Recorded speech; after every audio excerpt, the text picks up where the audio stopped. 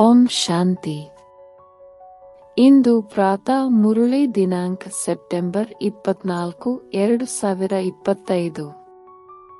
ಮಧುರ ಮಕ್ಕಳೇ, ತಂದೆಯು ನಿಮ್ಮ ಬ್ಯಾಟರಿಯನ್ನು ಚಾರ್ಜ್ ಮಾಡಲು ಬಂದಿದ್ದಾರೆ. ನೀವು ಎಷ್ಟು ನೆನಪಿನಲ್ಲಿರುತ್ತೀರಿ ಅಷ್ಟು ಬ್ಯಾಟರಿ ಚಾರ್ಜ್ ಆಗುತ್ತಿರುವುದು. ಪ್ರಶ್ನೆ: ನಿಮ್ಮ ಸತ್ಯದ ದೋಣಿಗೆ ಬಿರುಗಾಳಿಗಳು ಏಕೆ ಬರುತ್ತವೆ? ಉತ್ತರ: ಏಕೆಂದರೆ ಈ ಸಮಯದಲ್ಲಿ ಕೃತಕವಾದವರು ಬಹಳಷ್ಟು ಮಂದಿ ಇದ್ದಾರೆ. ಕೆಲವರು ತಮ್ಮನ್ನು ಭಗವಂತನೆಂದು ಹೇಳಿಕೊಳ್ಳುತ್ತಾರೆ, ಕೆಲವರು ರಿದ್ಧಿಸಿದ್ದಿ ತೋರಿಸುತ್ತಾರೆ. ಆದ್ದರಿಂದ ಮನುಷ್ಯರು ಸತ್ಯವನ್ನು ಪರೀಕ್ಷಿಸಲು ಸಾಧ್ಯವಿಲ್ಲ. ಸತ್ಯದ ದೋಣಿಯನ್ನು ಅಲುಗಾಡಿಸಲು ಪ್ರಯತ್ನಿಸುತ್ತಾರೆ. ಆದರೆ ನಿಮಗೆ ತಿಳಿದಿದೆ, ನಮ್ಮ ಸತ್ಯದ ದೋಣಿಯು ಎಂದು ಮುಳುಗಿ ಹೋಗಲು ಸಾಧ್ಯವಿಲ್ಲ. ಇಂದು ಯಾರು ವಿಘ್ನಗಳನ್ನು ಹಾಕುತ್ತಾರೆ, ಅವರು ನಾಳೆ ಸದ್ಗತಿಯ ಮಾರ್ಗವು ಇಲ್ಲಿಯೇ ಸಿಗುತ್ತದೆ ಎಂಬುದನ್ನು ತಿಳಿದುಕೊಳ್ಳುತ್ತಾರೆ. ಎಲ್ಲರಿಗಾಗಿ ಇದೊಂದೇ ಅಂಗಡಿಯಾಗಿದೆ. ಓಂ ಶಾಂತಿ. ಆತ್ಮಿಕ ಮಕ್ಕಳ ಪ್ರತಿ ಅಥವಾ ಆತ್ಮಗಳ ಪ್ರತಿ, ಏಕೆಂದರೆ ಆತ್ಮವೇ ಕಿವಿಗಳ ಮೂಲಕ ಕೇಳುತ್ತದೆ. ಧಾರಣೆಯು ಆತ್ಮದಲ್ಲಿಯೇ ಆಗುತ್ತದೆ. ತಂದೆಯ ಆತ್ಮನಲ್ಲಿಯೂ ಸಹ ಜ್ಞಾನವು ತುಂಬಲ್ಪಟ್ಟಿದೆ. ಮಕ್ಕಳು ಈ ಜನ್ಮದಲ್ಲಿ ಆತ್ಮಾಭಿಮಾನಿಗಳಾಗಬೇಕಾಗಿದೆ. ಭಕ್ತಿ ಮಾರ್ಗದ 63 ಜನ್ಮಗಳಲ್ಲಿ ನೀವು ದೇಹಾಭಿಮಾನದಲ್ಲಿರುತ್ತೀರಿ. ಆತ್ಮವೆಂದರೇನೆಂಬುದು ತಿಳಿದಿರುವುದಿಲ್ಲ. ಆತ್ಮವು ಅವಶ್ಯವಾಗಿ ಇದೆ. ಆತ್ಮವೇ ಶರೀರದಲ್ಲಿ ಪ್ರವೇಶ ಮಾಡುತ್ತದೆ. ದುಃಖವು ಆತ್ಮಕ್ಕೆ ಆಗುತ್ತದೆ. ಆದ್ದರಿಂದಲೇ ಪತಿತ ಆತ್ಮ ಪಾವನ ಆತ್ಮವೆಂದು ಹೇಳಲಾಗುತ್ತದೆ. ಪತಿತ ಪರಮಾತ್ಮನೆಂದು ಎಂದೂ ಕೇಳಿಲ್ಲ. ಸರ್ವರಲ್ಲಿ ಒಂದು ವೇಳೆ ಪರಮಾತ್ಮನಿದ್ದಿದ್ದರೆ ಪತಿತ ಪರಮಾತ್ಮನಾಗಿ ಬಿಡುತ್ತಿದ್ದರು. ಅಂದಾಗ ಮುಖ್ಯ ಮಾತು ಆತ್ಮಾಭಿಮಾನಿಗಳಾಗಬೇಕಾಗಿದೆ. ಆತ್ಮವು ಎಷ್ಟು ಚಿಕ್ಕದಾಗಿದೆ, ಅದರಲ್ಲಿ ಎಷ್ಟೊಂದು ಪಾತ್ರವು ಹೇಗೆ ಅಡಕವಾಗಿದೆ, ಇದು ಯಾರಿಗೂ ತಿಳಿದಿಲ್ಲ. ನೀವಂತೂ ಹೊಸ ಮಾತನ್ನು ಕೇಳುತ್ತೀರಿ. ಈ ನೆನಪಿನ ಯಾತ್ರೆಯನ್ನು ತಂದೆಯೇ ಕಲಿಸಿಕೊಡುತ್ತಾರೆ, ಮತ್ಯಾರೂ ಕಲಿಸಲು ಸಾಧ್ಯವಿಲ್ಲ. ಇದರಲ್ಲಿಯೇ ಪರಿಶ್ರಮವಿದೆ.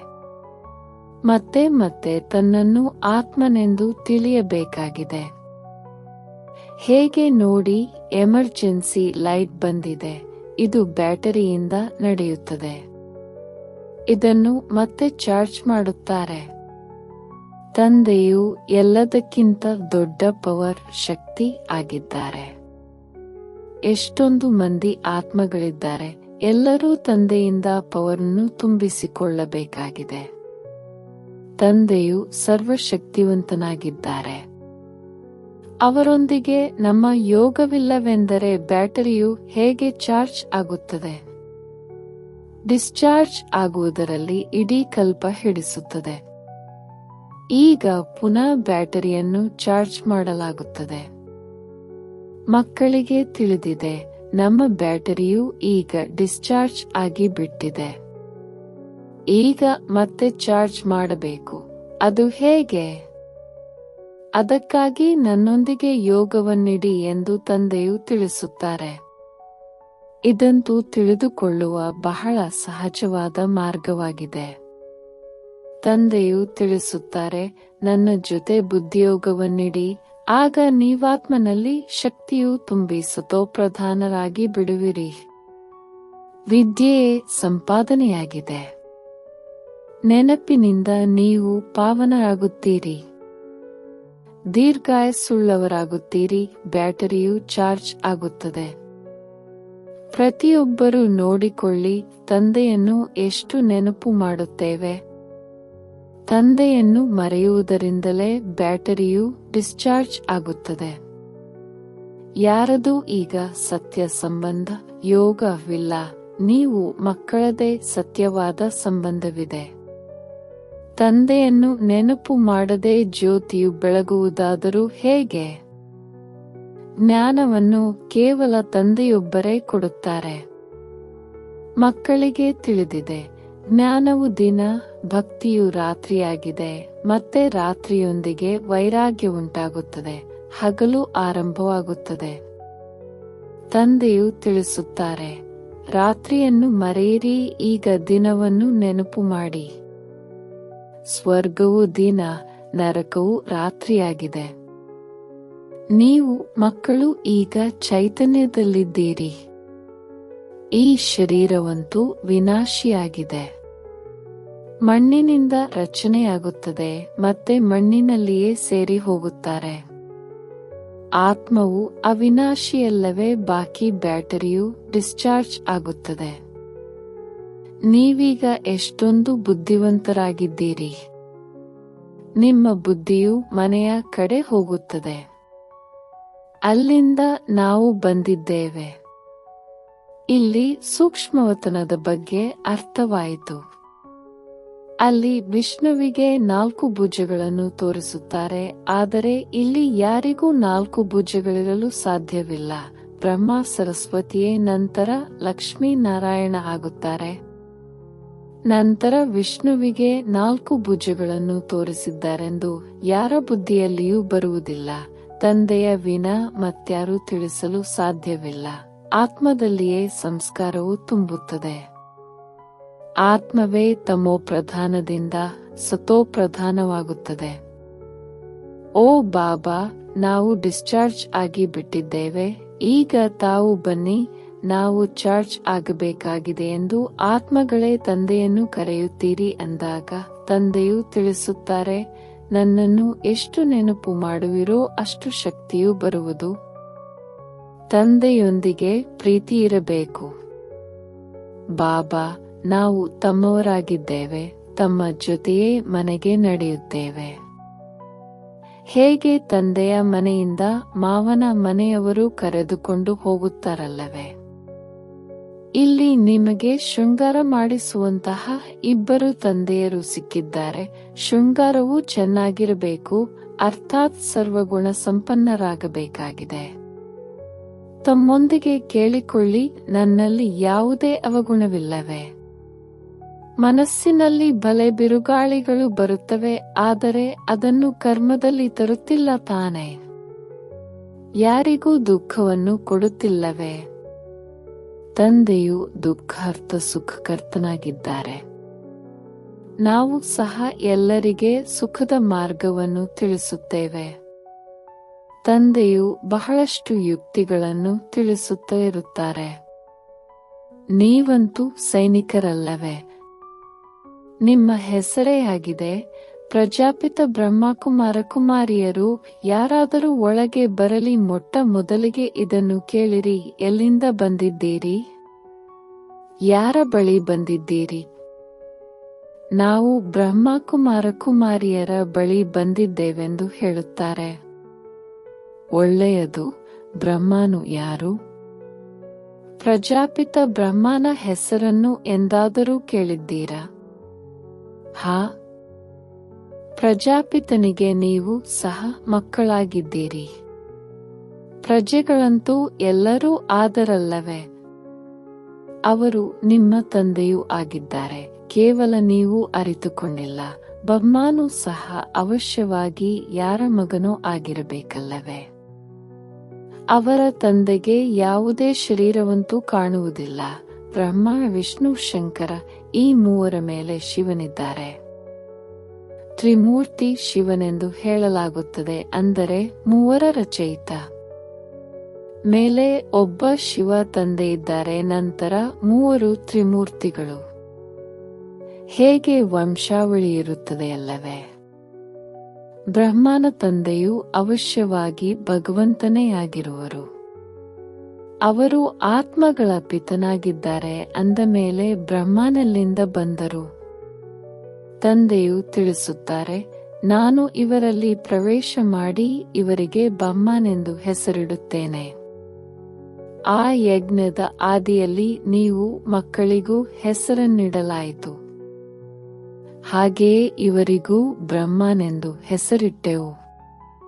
ನನ್ನದು ಇದು ದಿವ್ಯ ಅಲೌಕಿಕ ಜನ್ಮವಾಗಿದೆ. ನೀವು ಮಕ್ಕಳನ್ನು ದತ್ತು ಮಾಡಿಕೊಳ್ಳುತ್ತೇನೆ, ಬಾಕಿ ಇವರಲ್ಲಿ ಬ್ರಹ್ಮ ಪ್ರವೇಶ ಮಾಡುತ್ತೇನೆ, ನಂತರ ನಿಮಗೆ ತಿಳಿಸಿಕೊಡುತ್ತೇನೆ. ಆದ್ದರಿಂದ ಇಬ್ಬರೂ ಬಾಪ್ದಾದ ಆದರು. ಯಾರಲ್ಲಿ ಪ್ರವೇಶ ಮಾಡಿದರೋ ಆ ಶರೀರದ ಆತ್ಮವು ಇದೆಯಲ್ಲವೇ? ಇವರ ಪಕ್ಕದಲ್ಲಿ ನಾನು ಬಂದು ಕುಳಿತುಕೊಳ್ಳುತ್ತೇನೆ. ಇಲ್ಲಿ ಎರಡು ಆತ್ಮಗಳ ಪಾತ್ರವು ಬಹಳ ನಡೆಯುತ್ತದೆ. ಆತ್ಮವನ್ನು ಕರೆಸುತ್ತಾರೆ ಅಂದಾಗ ಆತ್ಮವು ಬಂದು ಎಲ್ಲಿ ಕುಳಿತುಕೊಳ್ಳುವುದು? ಅವಶ್ಯವಾಗಿ ಬ್ರಾಹ್ಮಣನ ಆತ್ಮನ ಪಕ್ಕದಲ್ಲಿಯೇ ಬಂದು ಕುಳಿತುಕೊಳ್ಳುತ್ತದೆಯಲ್ಲವೇ? ಹಾಗೆಯೇ ಇಲ್ಲಿಯೂ ಎರಡು ಆತ್ಮಗಳಿದ್ದಾರೆ, ತಂದೆ ಮತ್ತು ದಾದ, ಸಹೋದರ.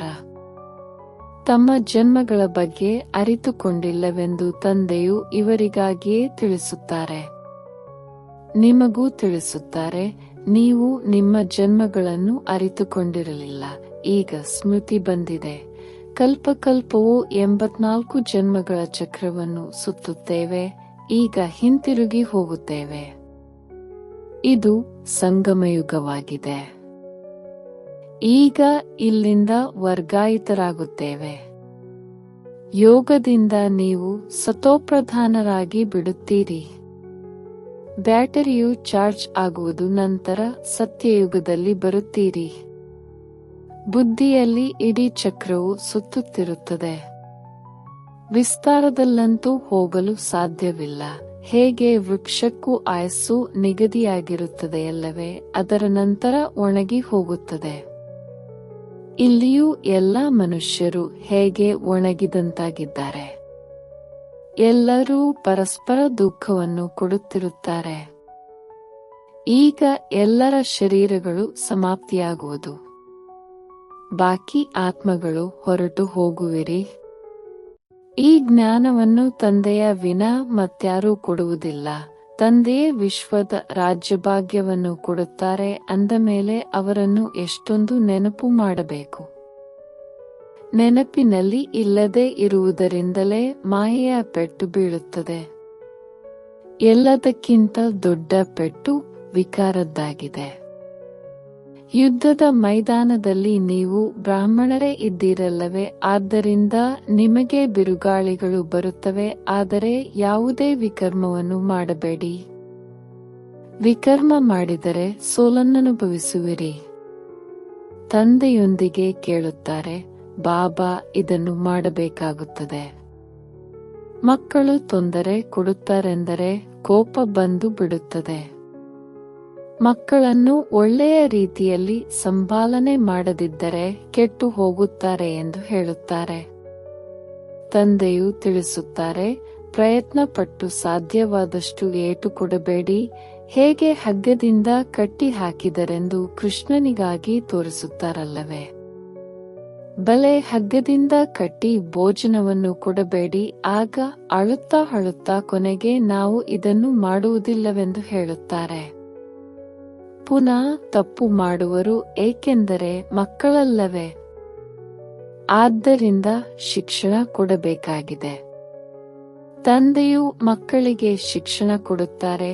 ಮಕ್ಕಳೇ, ವಿಕಾರದಲ್ಲಿ ಎಂದೂ ಹೋಗಬೇಡಿ, ಕಳಂಕಿತರಾಗಬೇಡಿ. ಲೌಕಿಕದಲ್ಲಿಯೂ ಯಾರಾದರೂ ಕುಪುತ್ರ ಮಕ್ಕಳಿದ್ದರೆ, ಇದೇನು ಮುಖವನ್ನು ಕಪ್ಪು ಮಾಡಿಕೊಳ್ಳುತ್ತೀಯಾ, ಕುಲಕ್ಕೆ ಕಳಂಕ ತರುತ್ತೀಯಾ ಎಂದು ಹೇಳುತ್ತಾರಲ್ಲವೇ.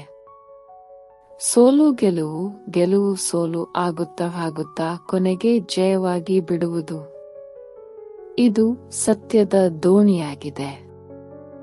ಬಹಳಷ್ಟು ಬಿರುಗಾಳಿಗಳು ಬರುತ್ತವೆ, ಏಕೆಂದರೆ ಇಂದು ಕೃತಕವಾದವರು ಅನೇಕರು ಬಂದಿದ್ದಾರೆ. ಕೆಲವರು ತಮ್ಮನ್ನು ಭಗವಂತನೆಂದು ಹೇಳಿಕೊಳ್ಳುತ್ತಾರೆ, ಇನ್ನು ಕೆಲವರು ಕೆಲವೊಂದು ರೀತಿಯಲ್ಲಿ ಹೇಳುತ್ತಾರೆ. ಬಹಳ ರಿದ್ಧಿಸಿದ್ಧಿಯನ್ನು ತೋರಿಸುತ್ತಾರೆ, ಸಾಕ್ಷಾತ್ಕಾರವನ್ನು ಮಾಡಿಸುತ್ತಾರೆ. ತಂದೆಯು ಸರ್ವರ ಸದ್ಗತಿ ಮಾಡಲು ಬರುತ್ತಾರೆ. ನಂತರ ಈ ಕಾಡು ಇರುವುದಿಲ್ಲ, ಕಾಡಿನಲ್ಲಿರುವವರು ಉಳಿಯುವುದಿಲ್ಲ. ನೀವೀಗ ಸಂಗಮಯುಗದಲ್ಲಿದ್ದೀರಿ. ನಿಮಗೆ ತಿಳಿದಿದೆ, ಈ ಹಳೆಯ ಪ್ರಪಂಚವು ಸ್ಮಶಾನವಾಗಿ ಬಿಟ್ಟಿದೆ. ಯಾರಾದರೂ ಸಾಯುವವರೊಂದಿಗೆ ಮನಸ್ಸನ್ನಿಡುತ್ತಾರೆಯೇ? ಈ ಪ್ರಪಂಚವಂತೂ ಈಗ ಹೋಯಿತೆಂದರೆ ಹೋಯಿತು. ವಿನಾಶವೂ ಆಗಿಯೇ ಆಗುವುದು. ಯಾವಾಗ ಹೊಸ ಪ್ರಪಂಚವು ಹಳೆಯದಾಗುವುದೋ ಆಗಲೇ ತಂದೆಯು ಬರುತ್ತಾರೆ. ತಂದೆಯನ್ನು ಚೆನ್ನಾಗಿ ನೆನಪು ಮಾಡಿದರೆ ಬ್ಯಾಟರಿಯು ಚಾರ್ಜ್ ಆಗುವುದು. ಬಲೆ ವಾಣಿಯನ್ನಂತೂ ಬಹಳ ಚೆನ್ನಾಗಿ ಓದುತ್ತಾರೆ, ಆದರೆ ನೆನಪಿನ ಹರಿತವಿಲ್ಲದಿದ್ದರೆ ಮಾತಿನಲ್ಲಿ ಶಕ್ತಿ ಇರುವುದಿಲ್ಲ. ಅವರದು ಹರಿತವಾದ ಖಡ್ಗವಲ್ಲ. ತಂದೆಯು ತಿಳಿಸುತ್ತಾರೆ, ಇದೇನು ಹೊಸ ಮಾತಲ್ಲ. 5000 ವರ್ಷಗಳ ಮೊದಲು ಬಂದಿದ್ದಿರಿ. ಮೊದಲು ಎಂದಾದರೂ ಮಿಲನ ಮಾಡಿದ್ದೀರಾ ಎಂದು ತಂದೆಯು ಪ್ರಶ್ನಿಸುತ್ತಾರೆ. ಆಗ ಕಲ್ಪದ ಮೊದಲು ಮಿಲನ ಮಾಡಿದ್ದೆವು ಎಂದು ಕೆಲವರು ಹೇಳುತ್ತಾರೆ. ಕೆಲವರಂತೂ ನಾಟಕವು ತಾನಾಗಿಯೇ ಪುರುಷಾರ್ಥ ಮಾಡಿಸುವುದೆಂದು ಹೇಳುತ್ತಾರೆ. ಒಳ್ಳೆಯದು. ಈಗ ನಾಟಕವು ಪುರುಷಾರ್ಥ ಮಾಡಿಸುತ್ತಿದೆಯಲ್ಲವೇ, ಅಂದ ಮೇಲೆ ಮಾಡಿರಿ. ಒಂದು ಜಾಗದಲ್ಲಿ ಕುಳಿತು ಬಿಡುವುದಲ್ಲ. ಯಾರು ಕಲ್ಪದ ಹಿಂದೆ ಪುರುಷಾರ್ಥ ಮಾಡಿದ್ದರೋ ಅವರು ಮಾಡುತ್ತಾರೆ. ಇಲ್ಲಿಯವರೆಗೂ ಯಾರು ಬಂದಿಲ್ಲವೋ ಅವರು ಬರುವರು. ಯಾರು ನಡೆಯುತ್ತಾ ಬಿಟ್ಟು ಹೋದರೋ, ಹೋಗಿ ವಿವಾಹ ಮಾಡಿಕೊಂಡರೋ ಅವರದು ಸಹ ನಾಟಕದಲ್ಲಿ ಪಾತ್ರವಿದ್ದರೆ ಬಂದು ಮತ್ತೆ ಪುರುಷಾರ್ಥ ಮಾಡುತ್ತಾರೆ. ಮತ್ತೆಲ್ಲಿಗೆ ಹೋಗುವರು? ತಂದೆಯ ಬಳಿಯೇ ಎಲ್ಲರೂ ಬಾಲವನ್ನು ಹಿಡಿದುಕೊಳ್ಳಬೇಕಾಗಿದೆ. ಕೊನೆಯಲ್ಲಿ ಭೀಷ್ಮ ಪಿತಾಮಹ ಮೊದಲಾದವರು ಬರುತ್ತಾರೆಂದು ಬರೆಯಲ್ಪಟ್ಟಿದೆ. ಈಗಂತೂ ಎಷ್ಟೊಂದು ಅಭಿಮಾನವಿದೆ. ನಂತರ ಅವರ ಅಭಿಮಾನವೆಲ್ಲವೂ ಕಳೆಯುವುದು. ನೀವು ಸಹ ಪ್ರತಿ 5000 ವರ್ಷಗಳ ನಂತರ ಪಾತ್ರವನ್ನಭಿನಯಿಸುತ್ತೀರಿ, ಮತ್ತೆ ಪಾತ್ರವನ್ನು ಕಳೆದುಕೊಳ್ಳುತ್ತೀರಿ. ದಿನ ಪ್ರತಿದಿನ ಸೇವಾ ಕೇಂದ್ರಗಳು ಹೆಚ್ಚುತ್ತಾ ಹೋಗುತ್ತವೆ. ಭಾರತವಾಸಿಗಳು, ಅದರಲ್ಲಿಯೂ ವಿಶೇಷವಾಗಿ ಯಾರು ದೇವಿ ದೇವತೆಗಳ ಪೂಜಾರಿಗಳಿದ್ದಾರೆಯೋ ಅವರಿಗೆ ತಿಳಿಸಿಕೊಡಬೇಕು. ಸತ್ಯಯುಗದಲ್ಲಿ ದೇವಿ ದೇವತಾ ಧರ್ಮವಿತ್ತು, ಆದ್ದರಿಂದ ಅವರ ಪೂಜೆ ಮಾಡುತ್ತಾರೆ. ಕ್ರಿಶ್ಚಿಯನ್ನರು ಕ್ರಿಸ್ತನ ಮಹಿಮೆ ಮಾಡುತ್ತಾರೆ. ನಾವು ಆದಿ ಸನಾತನ ದೇವಿ ದೇವತಾ ಧರ್ಮದ ಮಹಿಮೆ ಮಾಡುತ್ತೇವೆ.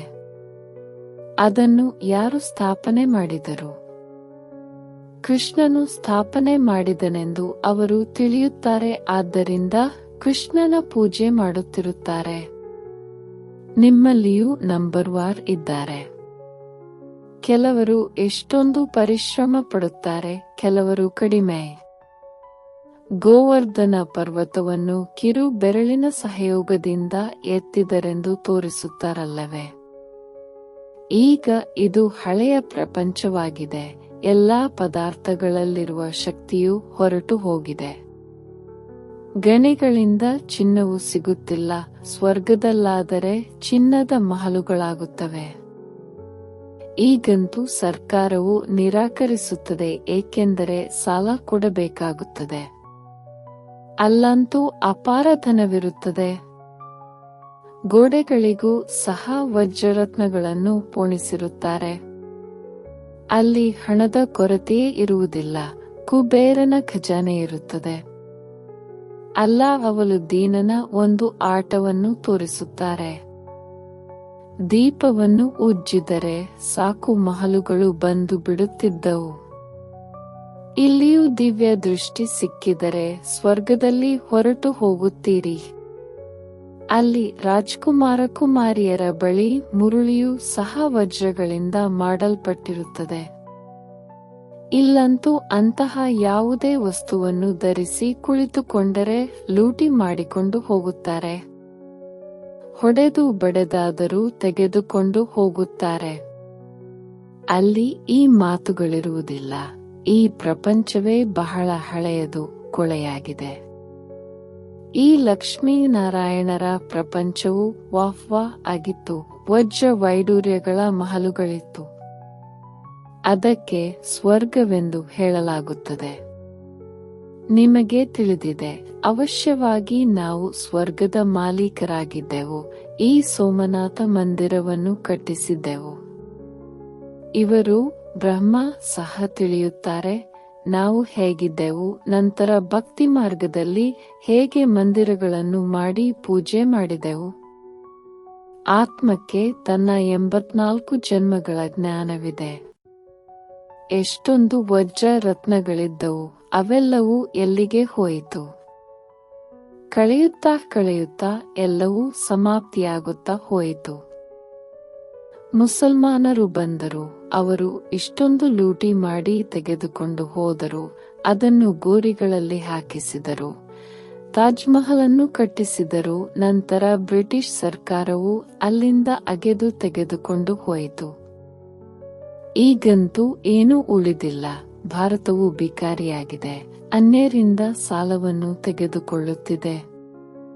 ಸಕ್ಕರೆ, ದವಸ ಧಾನ್ಯಗಳು ಏನೂ ಸಿಗುತ್ತಿಲ್ಲ.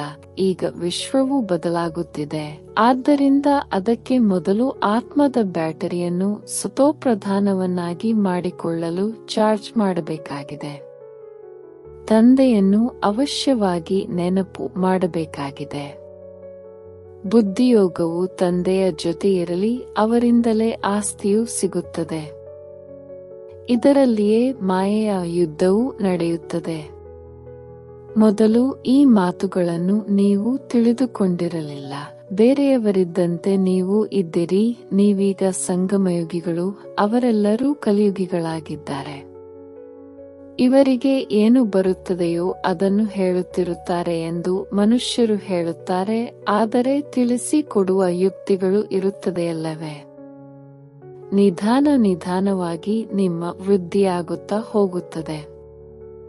ಈಗ ತಂದೆಯು ದೊಡ್ಡ ವಿಶ್ವವಿದ್ಯಾಲಯವನ್ನು ತೆರೆಯುತ್ತಿದ್ದಾರೆ.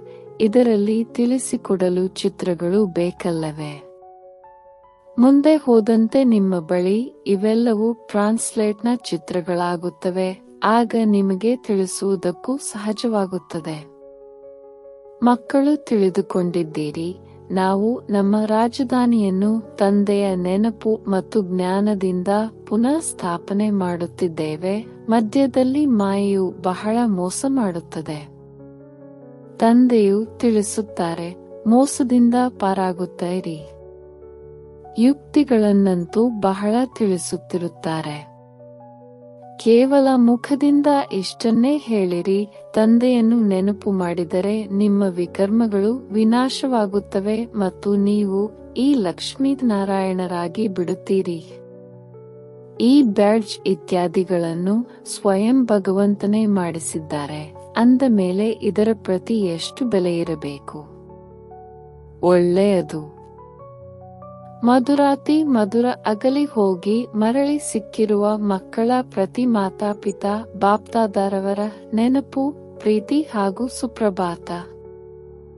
ಆತ್ಮಿಕ ಮಕ್ಕಳಿಗೆ ಆತ್ಮಿಕ ತಂದೆಯ ನಮಸ್ತೆ.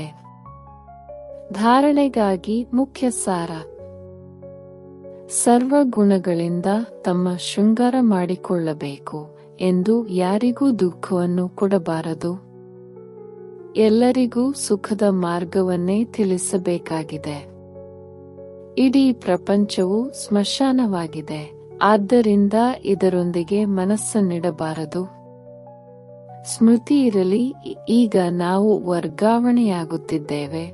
ನಾವಂತೂ ಹೊಸ ಪ್ರಪಂಚದಲ್ಲಿ ಹೋಗಬೇಕಾಗಿದೆ. ವರದಾನ: ಮಾಯೆ ಹಾಗೂ ವಿಘ್ನಗಳಿಂದ ಸುರಕ್ಷಿತರಾಗಿರುವಂತಹ ಬಾಪ್ದಾದಾರವರ ಛತ್ರಛಾಯೆಯ ಅಧಿಕಾರಿ ಭವ. ಯಾರು ಬಾಪ್ದಾದಾರವರಿಗೆ ಅಗಲಿ ಹೋಗಿ ಮರಳಿ ಸಿಕ್ಕಿರುವಂತಹ ಮುದ್ದಾಗಿರುವಿರಿ, ಅವರನ್ನು ಬಾಪ್ದಾದಾರವರ ಛತ್ರಛಾಯೆ ಅಧಿಕಾರದ ರೂಪದಲ್ಲಿ ಪ್ರಾಪ್ತಿಯಾಗುವುದು. ಯಾವ ಛತ್ರಛಾಯೆಯೊಳಗೆ ಮಾಯೆಗೆ ಬರಲು ಶಕ್ತಿಯಿಲ್ಲ, ಅವರು ಸದಾ ಮಾಯೆಯ ಮೇಲೆ ವಿಜಯಿಗಳಾಗುತ್ತಾರೆ. ಈ ನೆನಪಿನ ರೂಪಿ ಛತ್ರಛಾಯೆ ಸರ್ವ ವಿಘ್ನಗಳಿಂದ ಸುರಕ್ಷಿತರನ್ನಾಗಿ ಇಡುವುದು.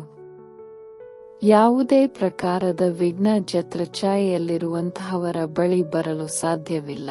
ಛತ್ರಛಾಯೆಯಲ್ಲಿರುವಂತಹವರಿಗೆ ಕಷ್ಟದಲ್ಲಿ ಕಷ್ಟವಾದ ಮಾತು ಸಹ ಸಹಜವಾಗಿ ಬಿಡುವುದು. ಬೆಟ್ಟದಂತಹ ಮಾತು ಸಹ ಹತ್ತಿಯ ಸಮಾನ ಅನುಭವವಾಗುವುದು. ಸ್ಲೋಗನ್: ಪ್ರಭು ಪ್ರಿಯ, ಲೋಕಪ್ರಿಯ ಮತ್ತು ಸ್ವಯಂ ಪ್ರಿಯ ಆಗಲು ಸಂತುಷ್ಟತೆಯ ಗುಣ ಧಾರಣೆ ಮಾಡಿ. ಅವ್ಯಕ್ತ ಸೂಚನೆ. ಈಗ ಲಗನ್ನಿನ ಪ್ರೀತಿಯ ಅಗ್ನಿಯನ್ನು ಪ್ರಜ್ವಲಿತಗೊಳಿಸಿ ಯೋಗವನ್ನು ಜ್ವಾಲಾರೂಪವನ್ನಾಗಿ ಮಾಡಿ ವಿಶೇಷ ನೆನಪಿನ ಯಾತ್ರೆಯನ್ನು ಶಕ್ತಿಶಾಲಿಯನ್ನಾಗಿ ಮಾಡಿಕೊಳ್ಳಿ. ಜ್ಞಾನ ಸ್ವರೂಪದ ಅನುಭವಿಗಳಾಗಿ ತಾವು ಶ್ರೇಷ್ಠ ಆತ್ಮಗಳ ಶುಭ ವೃತ್ತಿ ಅಥವಾ ಕಲ್ಯಾಣದ ವೃತ್ತಿ ಮತ್ತು ಶಕ್ತಿಶಾಲಿ ವಾತಾವರಣದ ಅನೇಕ ಚಡಪಡಿಸುವಂತಹ, ಅಲೆದಾಡುವಂತಹ, ಕೂಗುವಂತಹ ಆತ್ಮಗಳಿಗೆ ಆನಂದ, ಶಾಂತಿ ಮತ್ತು ಶಕ್ತಿಯ ಅನುಭೂತಿ ಮಾಡಿಸುತ್ತದೆ. ಓಂ ಶಾಂತಿ. ನಿಮಗೆ ಇಷ್ಟವಾದರೆ ದಯವಿಟ್ಟು ಚಾನೆಲ್ ಸಬ್ಸ್ಕ್ರೈಬ್ ಮಾಡಿ. ಓಂ ಶಾಂತಿ.